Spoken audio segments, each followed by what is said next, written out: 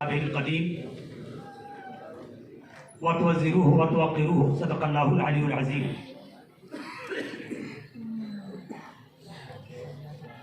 عزیزان گرامی، کافی دیر سے آپ حضرات اپنی جماعت کے دل و دماغ اور ملک کے نامور علماء کرام سے اور قائدین سے خطابات سن رہے ہیں، اور جس موضوع پر آج کے اس اجلاس کا انعقاد عمل میں آیا اس حوالے سے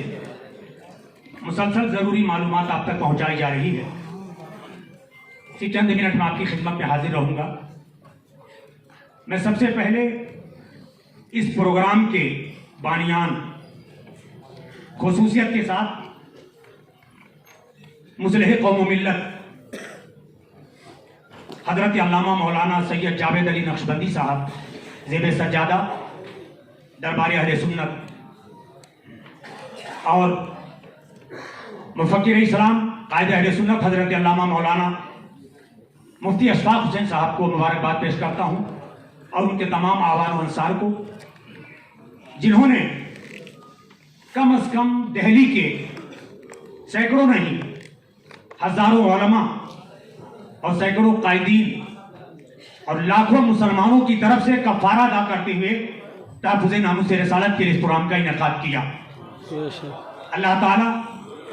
ان حضرات کی کاوش کو قبول فرمائے، اور سب سے بڑی بات جو ہمارے لیے سعادت کی ہے، خوشی کی ہے، کہ عالم اسلام کی عظیم ہستی، عظیم علمی اور روحانی شخصیت،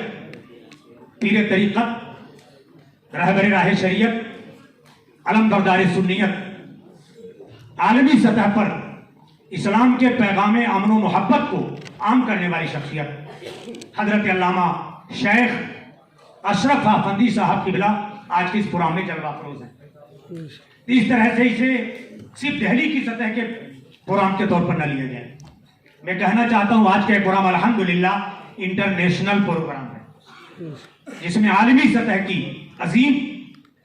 تبلیغی شخصیت حضرت علامہ شیخ اشرف افندی صاحب یہاں پہ جلوہ افروز ہیں۔ ہمیں انہی کے خطاب کو سننا ہے، اور آپ ہی کا خطاب سننے کے لیے میں حضرت پیر سید جاوید علی نقشبندی صاحب کی دعوت پر حاضر ہوا۔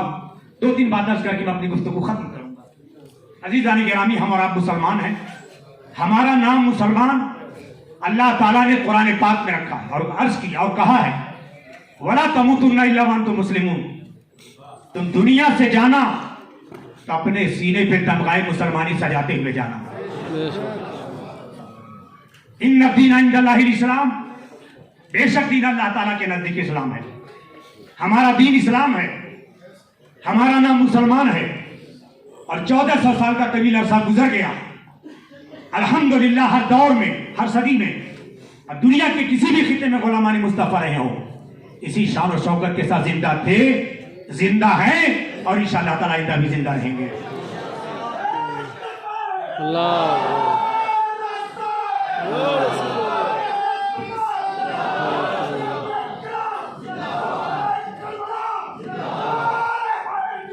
اس میں کوئی شک نہیں ہے،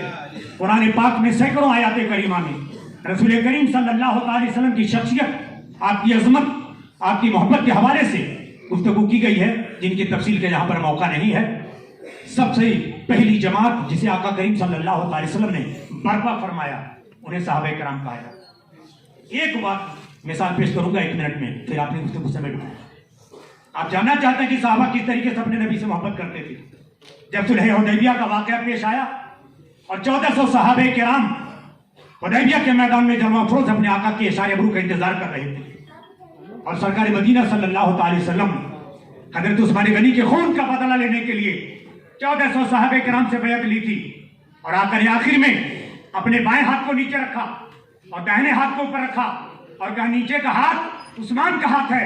اور اوپر یہ ہاتھ محمد بن عبداللہ کا ہاتھ ہے، اور آپ نے وعدہ لیا اور کہا کہ جب تک ہم عثمان غنی کے خون کا بدلہ نہیں لے لیں گے، ہم صلح حدیبیہ کے میدان سے واپس نہیں لائیں گے۔ یہ میرے آقا نے ہمیں مزاج دیا تھا، جب ایک عثمان غنی کی عزت و عظمت کے لیے آقا اپنی زندگی کا نذرانہ پیش کر سکتے ہیں، تو 14ویں صدی کے 2 ارب مسلمان کیوں نہیں اپنے جانوں کا نذرانہ رسول کریم صلی اللہ علیہ وسلم کی عزت و عظمت کے لیے قربان کر سکتے ہیں۔ اس واقعے کے ایک اہم حصہ پیش کر دوں۔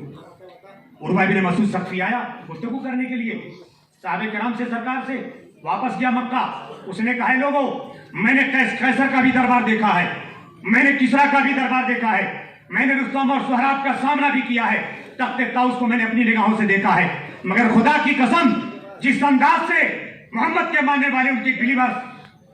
अदब करते हैं, ताजीम करते हैं, मैंने दुनिया में कभी भी किसी मुस्लिम हुक्मरान को इस तरीके से उसकी ताजीम करते हुए नहीं देखा है। तो लोगों ने कहा था क्या तुमने देखा? तो उसने कहा था मैंने देखा कि मोहम्मद जब वजू बनाते हैं, हाथ धुलते हैं, पांव धुलते हैं, अपने चेहरे पर पानी डालते हैं, तो उनके मानने वाले सहाबा पानी के कतरा भी जमीन के ऊपर नहीं गिरने देते हैं। ऐ लोगों, जो काम अपने नबी के वजू के कतरे का, पानी का एक कतरा जमीन पर नहीं गिरने देती, तुम्हारा क्या ख्याल है वो कब गवारा करेंगे उनके नबी के खून का कतरा जमीन के ऊपर गिर जाए? तो अल्हम्दुलिल्लाह जो मिजाज सहाबा का था आज वही हमारा मिजाज है। और मैं कहना चाहता हूं इस स्टेज से, इंडिया की गवर्नमेंट, यहाँ की इंटेलिजेंस कान खोल करके सुन ले, मुसलमान आपसे डरता नहीं है, हम सिर्फ कानून का एहतराम करते हैं,